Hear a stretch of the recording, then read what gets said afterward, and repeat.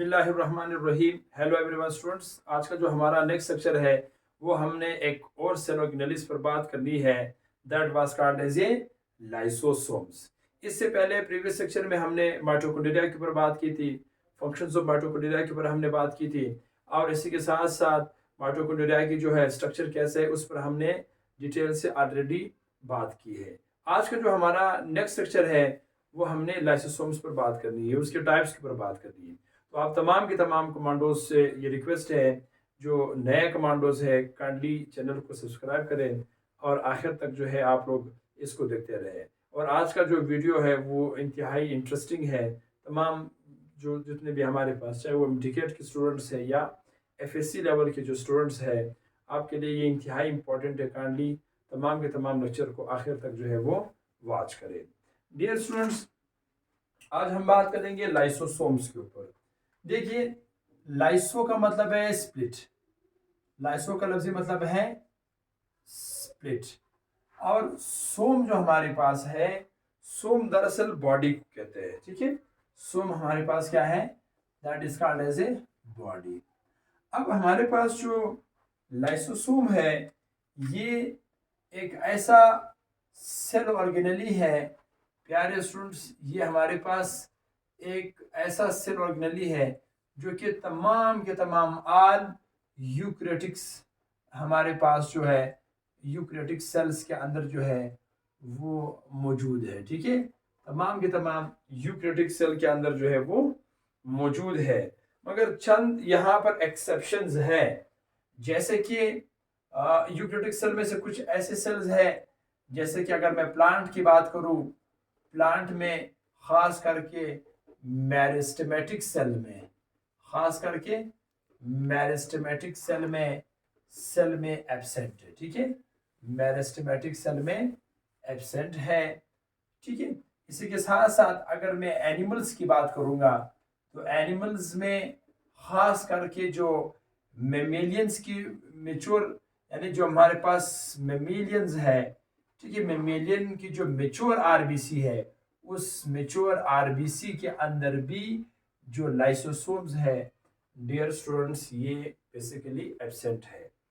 हमारे पास बाज ऐसे प्रोटिस्टा है, जैसे कि हमारे पास कुछ ऐसे प्रोटिस्टा है, उसमें भी ये बेसिकली जो सेल ऑर्गेनेली है ये हमारे पास क्या है, वो एब्सेंट है। उन प्रोटिस्टा में से खास करके जैसे कि यूग्लिना है, यूग्लिना में जो हमारे पास लाइसोसोम्स है ये एब्सेंट है। इसी के साथ साथ यूग्लिना के साथ साथ कुछ फंजाई में भी ये हमारे पास क्या है, एब्सेंट है। फंजाई में खास करके यीस्ट में, खमीर में, ठीक है, हमारे पास जो है यीस्ट में, और दूसरा न्यूरोस्पोरा में। ठीक है, न्यूरोस्पोरा जो है, हालांकि ये दोनों हमारे पास फंजाई है, इन फंजाई के अंदर भी लाइसोसोम बेसिकली एब्सेंट है।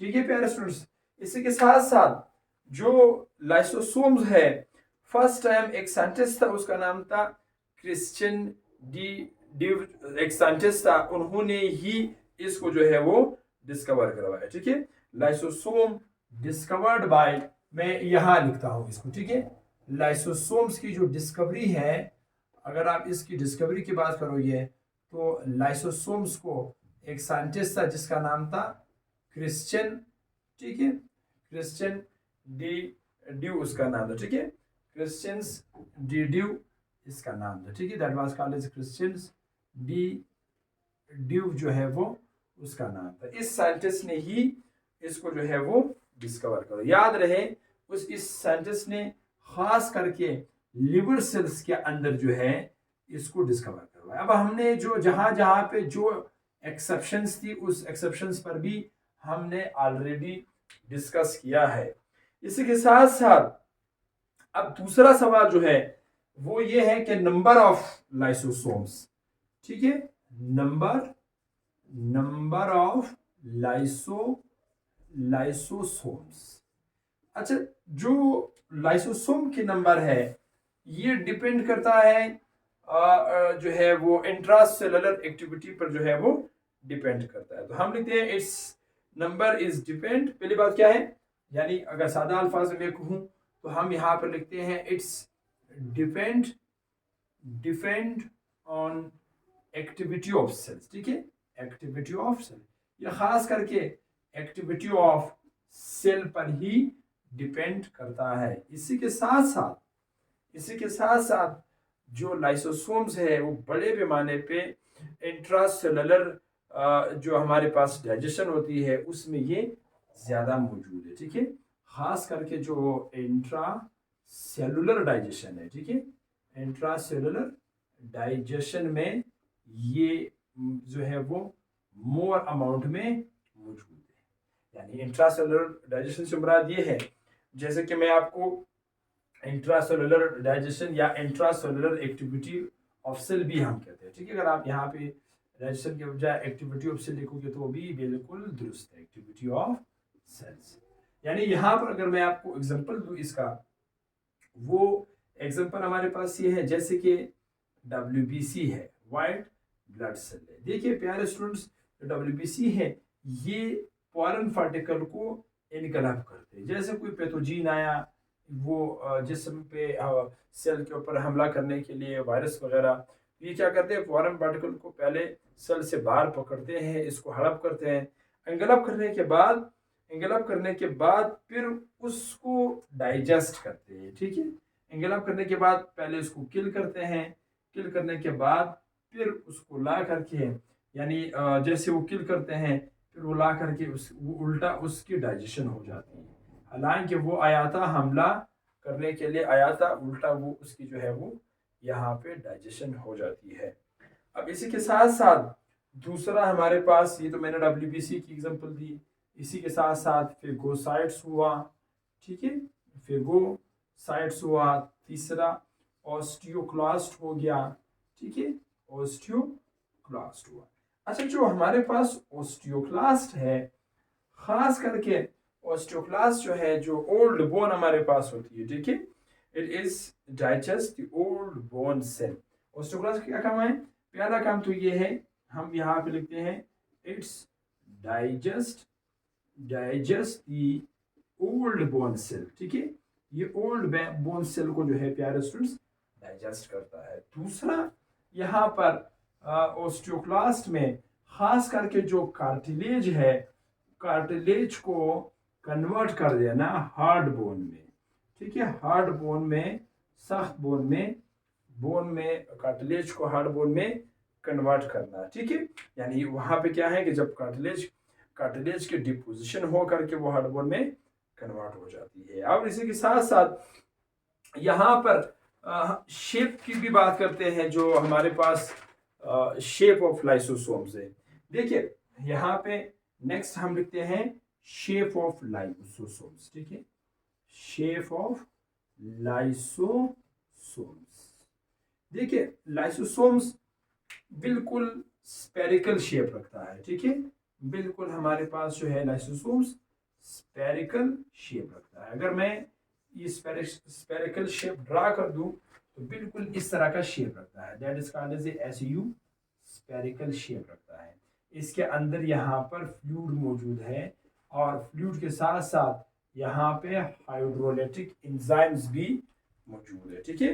यहाँ पर हमारे पास क्या है, ये जो फ्लूइड इसके अंदर मौजूद है, इस फ्लूइड को बायोलॉजी में मैट्रिक्स कहा जाता है, ठीक है, that is called as a matrix.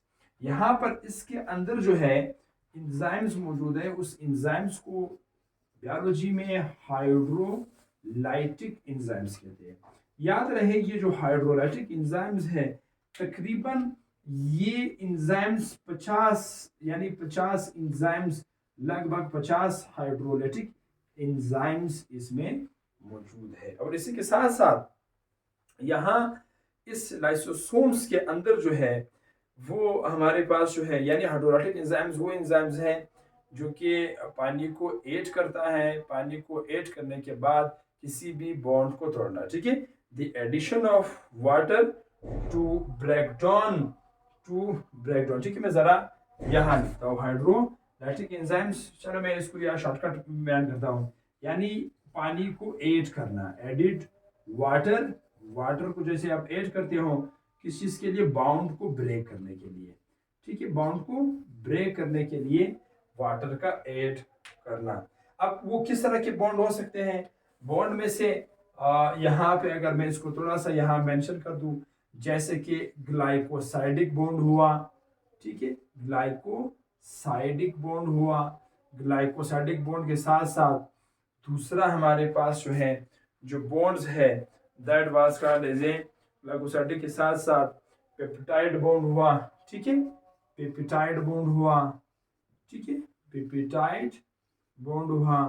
Peptide bond के साथ साथ नेक्स्ट हमारे पास ईस्टर बॉन्ड हुआ, ठीक है, ईस्टर बॉन्ड है। इन तमाम बाउंड को तोड़ने के लिए जब आप वाटर ऐड करते हो तो ऐसे एंजाइम्स को हम बायोलॉजी में हाइड्रोलाइटिक एंजाइम्स कहते हैं। हाइड्रोलाइटिक एंजाइम्स के साथ साथ यहाँ पे डियर स्टूडेंट्स टाइप्स के ऊपर आप बात करेंगे, टाइप्स ऑफ लाइसोसोम्स, ठीक है, यहाँ पे मैं लिखता हूँ टाइप्स ऑफ लाइसोसोम्स। देखिए लाइसोसोम्स की जो टाइप्स है, अवल बात तो ये है कि हमारे पास जो लाइसोसोम एक ऐसी सेल ऑर्गेनेली है, यानी कि पहले तो इसकी जो टाइप्स है वो नेचर ऑफ मैट्रिक्स पर ही डिपेंड करता है। Lysosomes types is consist of nature of matrix, पहली बात। दूसरी बात यह है लाइसोसोम कोई भी सेल ऑर्गेनेली अगर वो मल्टीपल फॉर्म में है, तो उसको पॉलीमार्फिक कहा जाता है, ठीक है। If there is any cell organelle in multiple form then it is called as a polymorphic, ठीक है। मैं यहाँ पे लिखता हूँ, जरा ये बात मैं यहाँ लिखता हूँ, if any cell organelle in multiple form, कोई भी सेल ऑर्गेनेली अगर वो मल्टीपल फॉर्म में है तो बायोलॉजी में उसको पॉलीमार्फिक कहा जाता है, ठीक है। Then that is called as a polymorphic. इसी के साथ साथ पॉलीमार्फिक जो हमारे पास उसको कहेंगे।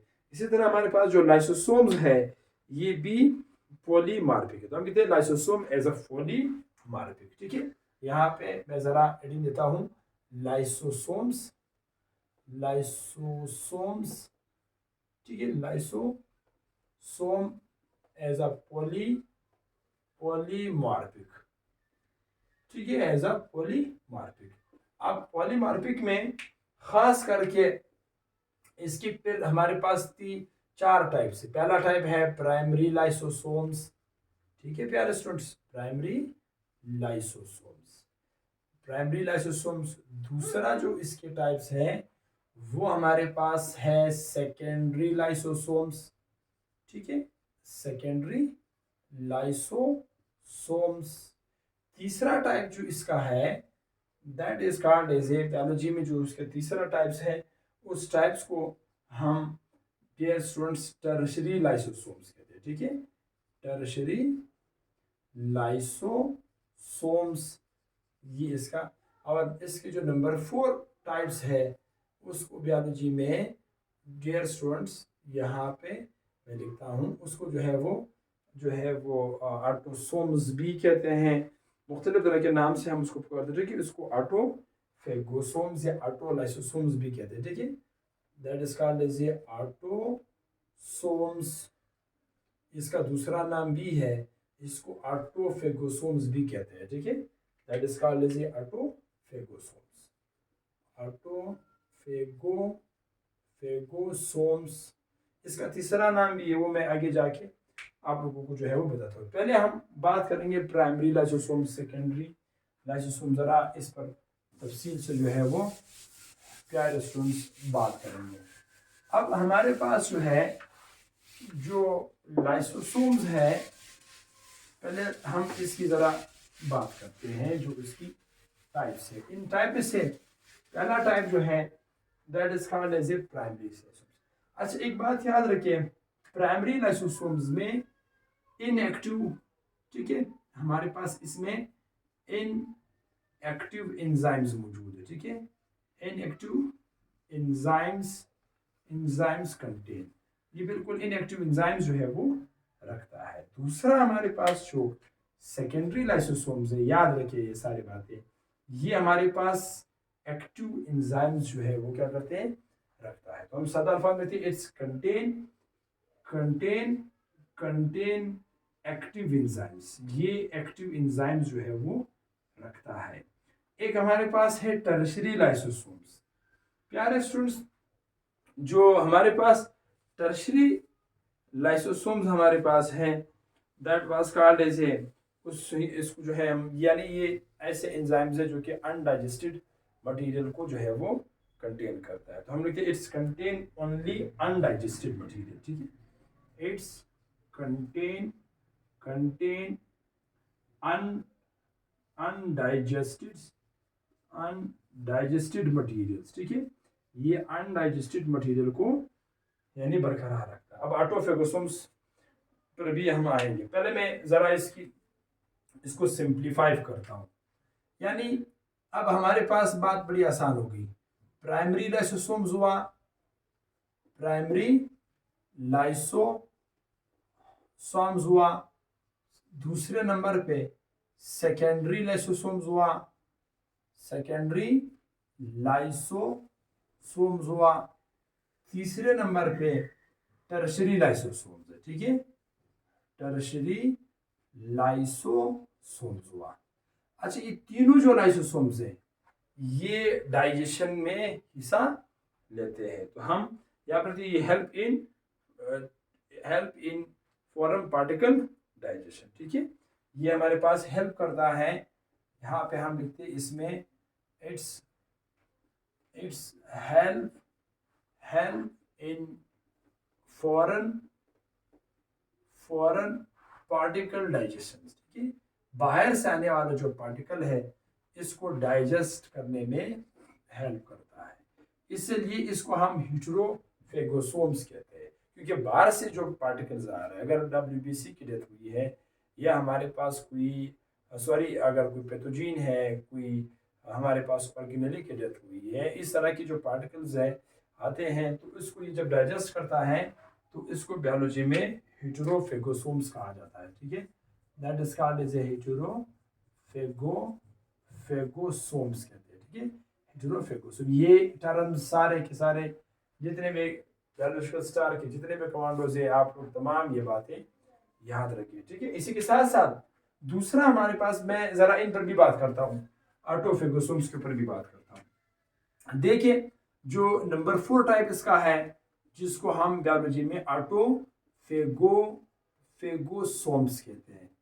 याद रहे, जो ऑटोफेगोसोम्स हमारे पास है, ये इसका काम ये है कि इंटरनल जो सेल ऑर्गेनेली है, कोई भी हमारे पास इंटरनल ऑर्गेनेली है, अगर कोई भी अंदरूनी यानी इंटरनल ऑर्गेनेली हमारे पास, ठीक है, इंटरनल ऑर्गेनेली, या अगर वो ओल्ड हुआ, ठीक है, जैसे वो ओल्ड हो जाते हैं, इसकी ओल्ड होने के बाद, ठीक है, ये हमारे पास जैसे ही वो ओल्ड हो जाते हैं या उस ऑर्गेनेली में कोई इंजरी हो जाती है, मिसाल के तौर पर माइटोकॉन्ड्रिया है, वो उसमें इंजरी हो जाती है, तो इस ऑटोफेगोसोम्स का काम ये है कि उस सेल ऑर्गेनेलीज को डाइजेस्ट करना, ठीक है, उस सेल ऑर्गेनेली को डाइजेस्ट, ठीक है, ये इसका काम है। इसी के साथ साथ बात सब इस तरह हो जाते हैं कि हमारे पास कोई सेल ओल्ड हो जाते हैं, तो वो उस सेल को क्या करते हैं, उस सेल को पूरा, ये जो ऑटोफेगोसोम है ये पूरी सेल को इंगल्फ करता है। जैसे ही इंगल्फ का मतलब है हड़प लेना, जैसे ही वो इसको इंगल्फ करता है, इंगल्फ करने के बाद प्यारे स्टूडेंट्स, हड़प करने के बाद फिर ये हो जाता है कि उस लाइसोसोम्स की जो अपनी शेप है, क्योंकि उसके अंदर भी मुख्तलिफ तरह की इंजाइम्स वगैरह मौजूद है, ठीक है, इसका अपना शेप जो है, शेप ऑफ लाइसोसोम्स खराब हो जाती है। यानी जैसे ही शेप ऑफ लाइसोसोम्स खराब हो जाती है, तो फिर यहाँ पर आहिस्ता आहिस्ता लाइसोसोम्स का शेप जैसे खराब हो जाती है, तब इसको हम सुसाइडल ब्रेक भी कहते हैं, क्योंकि उस सेल को जैसे उसने डाइजेस्ट किया है, उसमें भी मुख्तलिफ तरह के इंजाइम्स मौजूद है। तो प्यारे स्टूडेंट्स, इस ऑटोफेगोसोम्स का दूसरा नाम भी है, ठीक है, इसको फिर हम सुसाइडल ब्रेक कहते हैं, ठीक है, that is called as a, ये मोस्ट इंपॉर्टेंट टर्म्स है एमसीक्यूज के पॉइंट ऑफ व्यू से, तो काइंडली इसको मिस मत कीजिए, ठीक है। इसको सुसाइडल बैग भी कहा जाता है लाइसोसोम, ठीक है। सुसाइडल बैग्स भी कहते हैं इसको, ठीक है। That is called as suicidal bags. अब इसको समझने के बाद यहां से अब जरा हम इसकी फंक्शंस की तरफ भी थोड़ा सा फोकस करते हैं कि ये हम बेसिकली हमारे पास काम कैसे करता है, इसके ऊपर भी थोड़ा सा हम यहाँ पे बात करते हैं, ठीक है। मैं ज़रा इस तरफ आता हूँ, यहाँ ये सब प्यारे स्टूडेंट्स में ज़रा मिटाता हूँ, ठीक है। यहाँ पे अब यहाँ से तो हमें प्राइमरी लाइसोसोम, सेकेंडरी लाइसोसोम, ये तमाम बातें तो हमें समझ में आ गई। अब ज़रा हम इसकी स्ट्रक्चर्स के ऊपर भी बात करते हैं। देखिए ये हमारे पास सेल है, यानी यहाँ पे हमने हेडिंग देना है फंक्शंस ऑफ लाइसोसोम्स। देखिए ये हमारे पास सेल का बाहर वाला, यानी सेल का बाहर मेम्ब्रेन है, ठीक है। बाहर मेम्ब्रेन है। बाहर मेम्ब्रेन के बाद यहां पे जो है इधर हमारे पास एक प्राइमरी लाइसोसोम बाहर। अच्छा, इस प्राइमरी लाइसोसोम के अंदर इनएक्टिव एंजाइम्स यहां मौजूद है, ठीक है। मैं यहां लिखता हूं प्राइमरी लाइसोसोम, जो कि इनएक्टिव एंजाइम्स इसमें मौजूद है। अब जैसे ही इनएक्टिव एंजाइम मौजूद है, अब यहां पर बाहर से कोई खुराक का पार्टिकल आया, ठीक है। जैसे ही हमारे पास कुछ पार्टिकल यानी आ जाते हैं, तो इधर हमारे पास बेसिकली क्या होते हैं, यहाँ पे ऐसे एंडोसाइटोसिस। देखो मैंने पूरा लेक्चर दिया, एंडोसाइटोसिस क्या है, एक्सोसाइटोसिस क्या है, सब मेम्ब्रेन सेमी परमिएबल है, इम्परमिएबल है, परमिएबल है, ये तमाम चीज़ों पर मैंने ऑलरेडी पूरी लेक्चर दी है। यूक्रिटिक सेल क्या है, प्रोक्रिटिक सेल क्या है, मेसोक्रिटिक सेल क्या है। तो काइंडली जो नया सब्सक्राइबर है, आपसे रिक्वेस्ट है कि आप तमाम के तमाम लेक्चर को सीक्वेंस वाइज फॉलो करें, ठीक है। ये तब आपको मेरी बात और भी अच्छे से समझ में आ जाएगी, ठीक है। यहाँ पे कोई फॉरेन पार्टिकल यहाँ पर आ जाते हैं, तो सेल इस पार्टिकल को यहाँ जो है वो एंडोसाइटोसिस की मदद से, ठीक है, यहाँ पर एंडोसाइटोसिस होके वो इस पार्टिकल को अंदर की तरफ जो है वो ले जाएंगे। अब मान लेते हैं ये पार्टिकल अंदर की तरफ आया, ठीक है। ये पार्टिकल खुराक का पार्टिकल हो सकता है, कोई हम पैथोजन हो सकता है, ठीक। अब ये आ गया है अंदर, ठीक है, ये आ गया अंदर। तो जैसे वो अंदर आ जाते हैं, तो प्राइमरी लाइसोसोम्स आकर के इसके साथ ऐसे बाइंड हो जाते हैं। जैसे ही बाइंड हो जाते हैं, बाइंड होने के बाद यहाँ पे ये जैसे इसके साथ ऐसे यू बाइंड हो जाते हैं। अब जब बाइंड हो जाते हैं, तो फौरन इस प्राइमरी लाइसोसोम्स की अपनी एंजाइम्स एक्टिवेट हो जाते हैं। जैसे एक्टिवेट हो जाते हैं, तब इसको हम एक नाम से पुकारते हैं, दैट इज, इस प्राइमरी लाइसोसोम्स का फिर नाम चेंज हो जाते हैं। इसको फिर हम बायोलॉजी में सेकेंडरी लाइसोसोम्स के नाम से पुकारते हैं, ठीक है, सेकेंडरी लाइसोसोम्स। अब इस सेकेंडरी लाइसोसोम्स से मुराद ये है कि इसके अंदर जितने भी एंजाइम्स थे, वो एंजाइम्स एक्टिवेट हो गया। जैसे वो एक्टिवेट हो जाता है, तो फौरन ये जो हमारे पास फूड पार्टिकल है, जो भी है, इससे एनर्जी हमारे पास ऐसे रिलीज हो जाते हैं। मैं इस एनर्जी को ऐसे एरो के सिंबल में शो करवाता हूँ, जो कि इस सेल के अंदर हमारे पास ये हमारे पास बाहर का मेम्ब्रेन है, जिसको हम सेल मेम्ब्रेन कहते हैं। अब जैसे इधर से ये इससे जैसे ही हमारे पास एनर्जी रिलीज हो जाती है, तो फौरन हमारे पास यहाँ पर ये जो पार्टिकल है, ये हमारे पास एक तरह का वेस्ट है, ठीक है, ये हमारे पास वेस्ट है। अब ये वेस्ट जो है, इस वेस्ट जैसे रह जाती है, इससे काम निकल जाते हैं, तो यहाँ से क्या होती है, यानी जैसे इसे एनर्जी निकल गया, तो ये जो टर्शरी लाइसोसोम्स है, ठीक है, उससे एनर्जी निकल गया।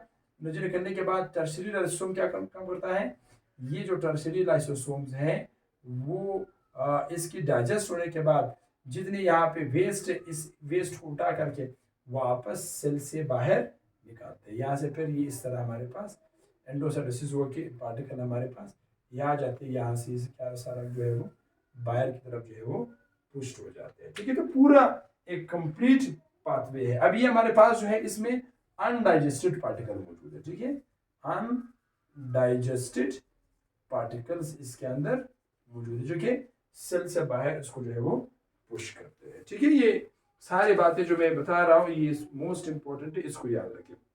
अब यहाँ पर ये तो हमें समझ में आ गया है कि प्राइमरी लाइसोसोम्स पार्टिकल के साथ अटैच हुआ, इसकी एंजाइम्स एक्टिवेट हो गए, एक्टिवेट होने के बाद ये सारा प्रोसेस हुआ है। अब इस लास्ट में जो हमने इसमें समझना है ऑटोफेगोसोम्स के बाद जो है वो है वो एंजाइम्स जो लाइसोसोम्स में काम करते हैं, ठीक है, the enzymes which work in lysosomes, ठीक है, enzymes which present in lysosomes. आपने हेडिंग इस तरह देना है, एंजाइम्स which presents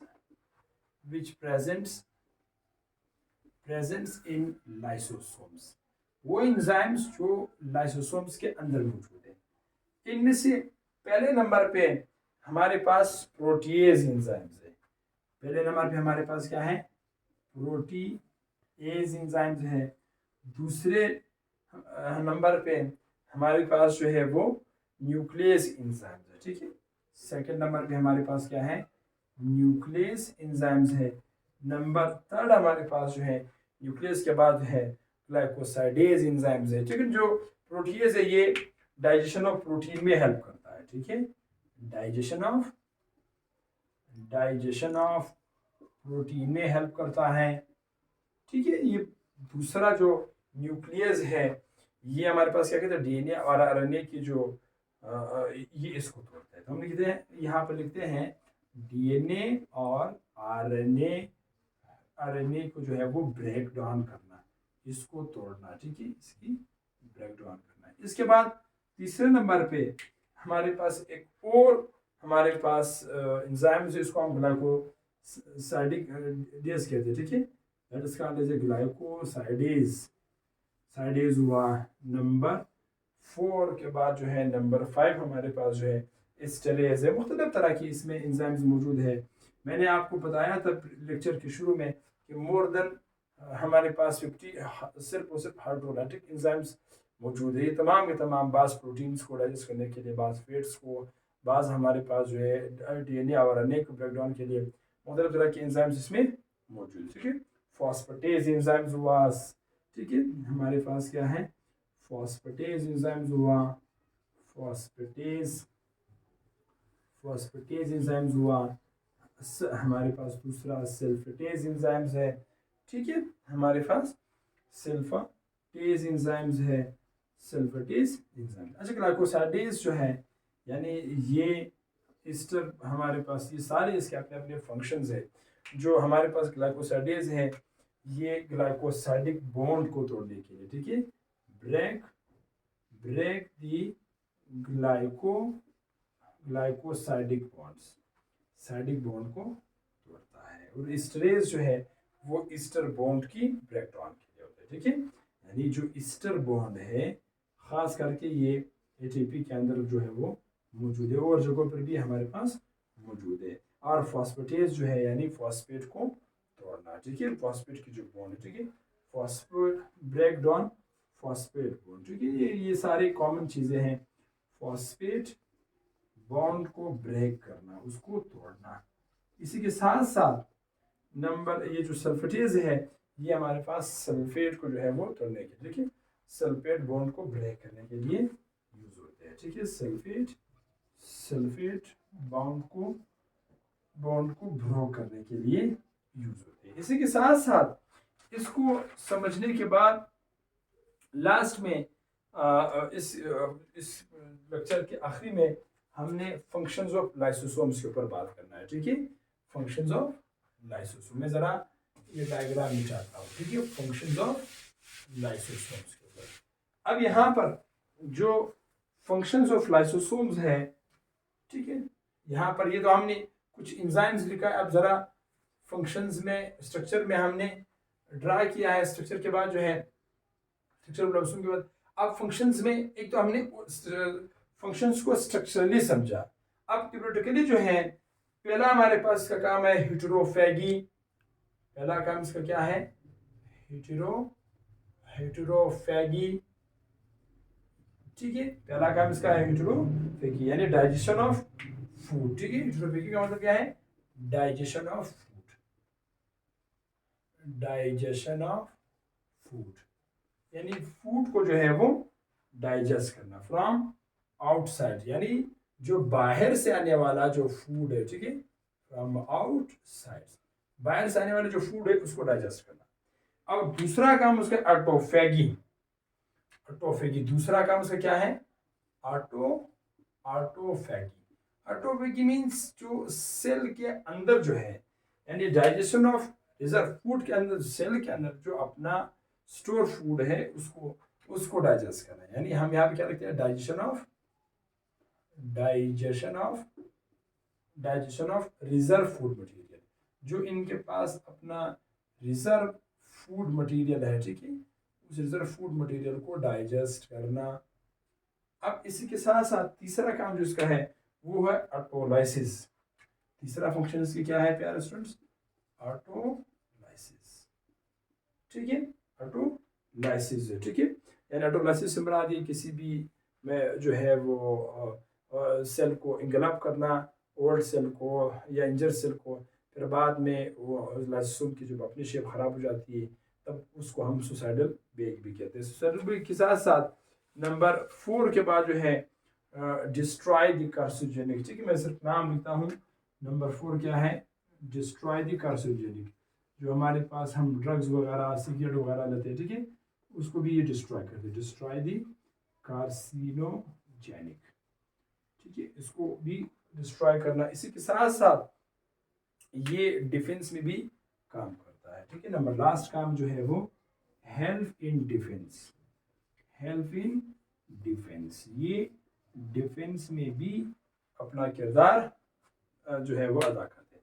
खास करके जो WBC है, ठीक है, खास करके जो WBC है जो कि फॉरेन पार्टिकल को इंगलाब करते हैं, बाद में लाइसोसोम उसको डाइजेस्ट करते हैं। तो ये हमारे पास आज की लेक्चर थी जो कि लाइसोसोम्स के हवाले से थी। आप सब कमांडो से मैं बार बार ये रिक्वेस्ट करता हूँ कि आप लोग तमाम की तमाम वीडियोस फुल्ली सीक्वेंस वाइज उनको फॉलो करें। जितने भी नए सब्सक्राइबर्स हैं देखने वाले, आप सब भी जो है वो सब्सक्राइब करें, बेल आइकन को जो है वो दबाएं और तमाम की तमाम लेक्चर ताकि आपको आसानी मिलता रहे। अपना ख्याल रखिए। All the best.